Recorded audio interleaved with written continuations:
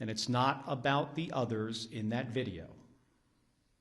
They're trying to send a message to retired service members, to government employees, to members of the military, to elected officials, and to all Americans who are thinking about speaking up. You better keep your mouth shut or else. This has been a singular focus of President Trump's second term. Not addressing costs, not creating jobs, intimidating people, and going after the people he views as his political opponents. He's done it to companies. You better write a check to build my ballroom, or I might not approve your merger. He's done it with universities. You better fire your president, or I'll pull your research funding. He's even done it to late-night hosts. You better not make jokes that I do not like, or I'll get you taken off the air, and I'm going to take your company's broadcast license. And he does it every week with Republicans in the House and the Senate. You better toe the party line, or I'll make sure you never get reelected.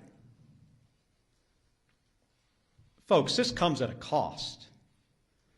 And not only to American companies, colleges, and comedians. It damages every American's freedom of speech and the balance of powers that form the foundation of our democracy.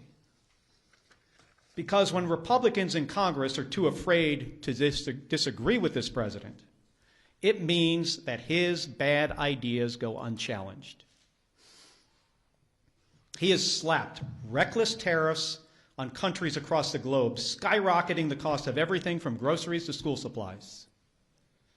Republicans historically, well, at least a year ago, they hated tariffs. But when it comes to voting to undo them, they are too afraid of Donald Trump.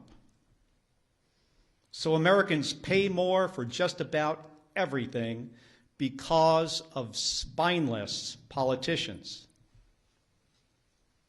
It's the same with healthcare costs. There are Republicans in the House and the Senate who really want to do something to prevent these healthcare premiums from spiking for millions of Americans. The solutions are simple, but President Trump says he doesn't want to. So nothing happens. Nothing except a government shutdown. It goes on and on. The president has gone too far. Everybody needs to wake up. The occupant of the Oval Office is ignorant to the Constitution and has no regard for the rule of law. Trying to silence me, in proposing to court-martial me, in threatening to kill me for fighting back when our democracy demands that we must fight back. President Trump has crossed the line. And this time, it's not going to work. I will not be intimidated by this president. I am not going to be silenced by this president or the people around him, because I've given too much in service to this country to back down to this guy. In 1991, when Donald Trump was driving the Taj Mahal casino into bankruptcy, I was getting shot at over Iraq and Kuwait. In 2001, after Donald Trump said that the collapse of the Twin Towers meant he now owned the tallest skyscraper in Manhattan, I was carrying flags honoring 9/11 victims into space on a rocket ship. In 2003, when Donald Trump was writing birthday greetings to the monster Jeffrey Epstein,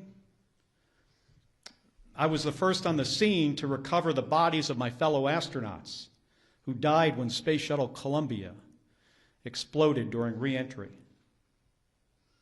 In 2011, when Trump was hosting a reality show and peddling conspiracy theories against President Barack Obama, I was sitting next to my wife's hospital bed as she recovered from a gunshot wound to the head.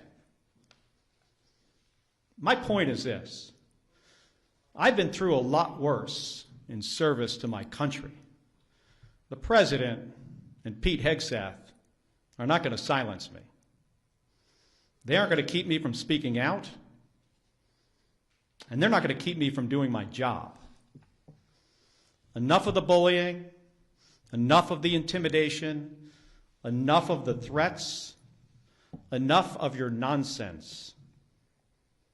Doesn't help anyone in our country afford their groceries or pay their medical bills. And it erodes the rights of every American.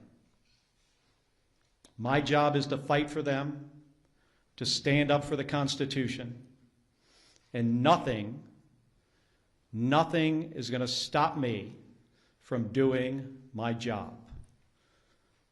Thank you, and I'll take some questions. Hold on a second.